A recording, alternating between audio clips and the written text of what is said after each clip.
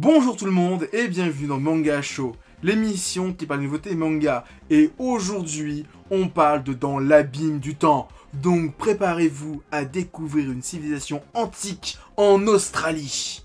En 1935, au fin fond de l'Australie, le professeur Nathaniel Peaslee recherche avec frénésie les traces d'une civilisation inconnue. Il ne comprend pas pourquoi, mais il connaît ces lieux, comme si un autre avait implanté des souvenirs en lui. Il sait que quelque chose d'aussi mystérieux que terrifiant se tapit là, dans les profondeurs du sable du désert.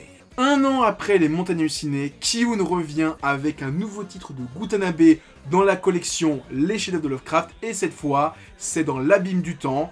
Alors, contrairement aux montagnes hallucinées, eh bien, j'ai lu le roman. Alors, c'est le roman Les montagnes hallucinées, mais en fait, dedans, il y a une autre histoire qui est dans l'abîme du temps. J'ai pris le bouquin après avoir lu Les montagnes hallucinées, je me dis, ah, je suis curieux, je veux lire du Lovecraft. Et je dis, bon, allez, je continue. Alors, j'ai très peu de souvenirs parce que c'était il y a 6 mois. Je me souviens que c'était très particulier. Et donc, la lecture du manga est très particulier. C'est un autre délire. Les montagnes hallucinées, en fait, c'était quand même l'histoire de mecs qui enquêtaient sur la disparition et la mort de leurs compagnons. Là, c'est un mec qui lui arrive un truc chelou. Il a perdu la mémoire pendant 5 ans. Pendant 5 ans, il y a quelqu'un qui a vieilli à sa place. Et il se réveille, il dit, ouais, j'ai vieilli, mais tout le monde a vieilli, qu'est-ce qui se passe? Il fait, bah, pendant 5 ans, t'as fait ci, t'as fait ça, tout ça. Et il dit, mais je comprends pas, mais non, mais attendez, mais moi, hier, on était jeudi. Et là, on est jeudi, mais 10 ans plus tard.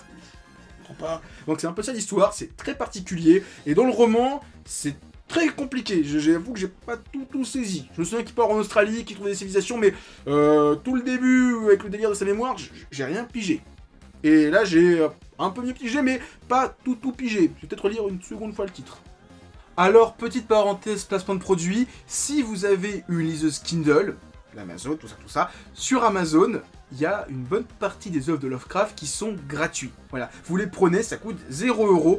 Dans le tas, il y a Dans l'abîme du temps, et il y a aussi Les montagnes hallucinées. Donc, si vous avez lu les mangas et que vous êtes curieux de lire les œuvres d'origine, c'est gratuit. Enfin, faut acheter quand même la liseuse, mais c'est gratuit. Voilà, les livres sont gratuits. Enfin, je le dis, voilà, c'est ça. Moi, je vais essayer de me les relire sur liseuse et pas forcément en format papier. Et je pense que je vais continuer à lire des œuvres de Lovecraft en liseuse.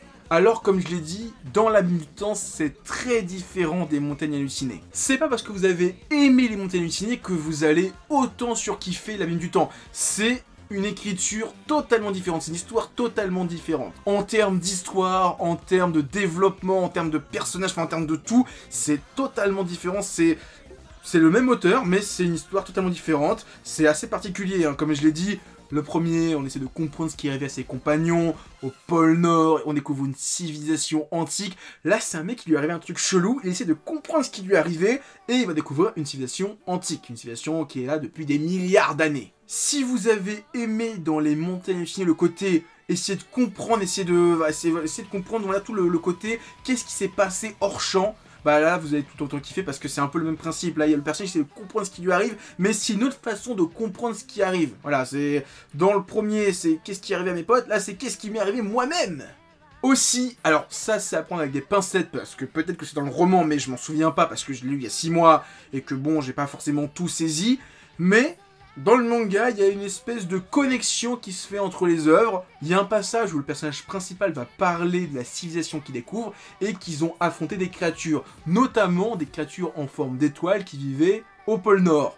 Et ça rappelle les montagnes hallucinées. Je sais pas si cette connexion est faite dans l'œuvre d'origine de Lovecraft, mais c'est vraiment énorme de se dire que peut-être les personnages de Dans l'abîme du temps vont rencontrer les personnages des montagnes hallucinées. Autre chose, il y a le bateau, l'Arkham, qui était dans les montagnes hallucinées, qu'on retrouve aussi dans l'abîme du temps. Encore une fois, est-ce que c'est dans l'œuvre d'origine? Je ne sais pas, mais je tiens à le préciser. Voilà, il y a une sorte de connexion qui se fait entre les œuvres. Genre le Lovecraft Cinematic Universe.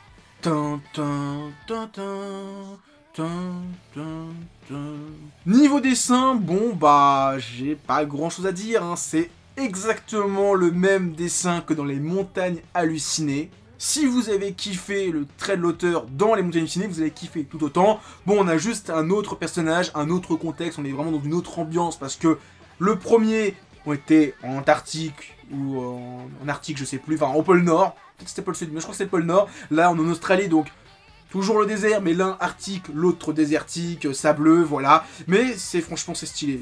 Gutanabe, très bon auteur, et Kiyun, toujours énorme en termes d'objets. Le titre, enfin franchement, l'objet, le bouquin, super beau. Toujours aussi beau. Les pages blanches avec l'encre noire, mais ça rend encore, ça sublime l'œuvre de Gutanabe, bon, qui est déjà très bonne, mais là, l'objet est tellement à un niveau énorme que le dessin est renforcé, comme je le disais.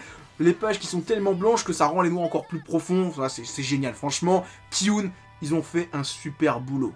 En conclusion, dans la vigne du temps, c'est toujours aussi bien. Bon, c'est un peu la suite des Montagnes hallucinées, hein. Clairement, voilà, si vous avez kiffé le premier, vous avez kiffé le second, c'est sûr et certain. Je me tâte à encore parler des œuvres de Lovecraft, hein, par Gutanabe, parce que je pense que je vais pas dire des choses plus intéressantes que ça, là, très clairement. Voilà, il y a le même dessin, le même objet qui est toujours aussi bien, histoire qu'il faut forcément relire plusieurs fois pour bien tout comprendre. Je pense que si je dois reparler de Gutanabe et Lovecraft, ça sera dans une grosse vidéo où je vais analyser plusieurs œuvres. Donc il faut que Kiyun sorte d'autres titres. Il y en a encore 4-5 à sortir, je crois. Il y a au moins 3 ou 4 à sortir, donc il y a le temps. Et Gutanabe continue à publier plein de titres de Lovecraft, donc il y a quoi voir venir. Franchement, là, je pense qu'on va avoir une belle collection qui va arriver avec un objet vraiment sublime. Franchement, Kiyun, vous avez fait un super boulot. Voilà, très clairement, gros pouce bleu pour vous. Donc voilà, c'était ma vidéo sur Dans la mine du temps. Avant de se quitter, mettez des pouces bleus, commentez, partagez la vidéo. Et en description, il y a mon Twitter, mon Discord, mon Instagram. Et moi, je vous quitte et je vous dis, continuez à lire des mangas.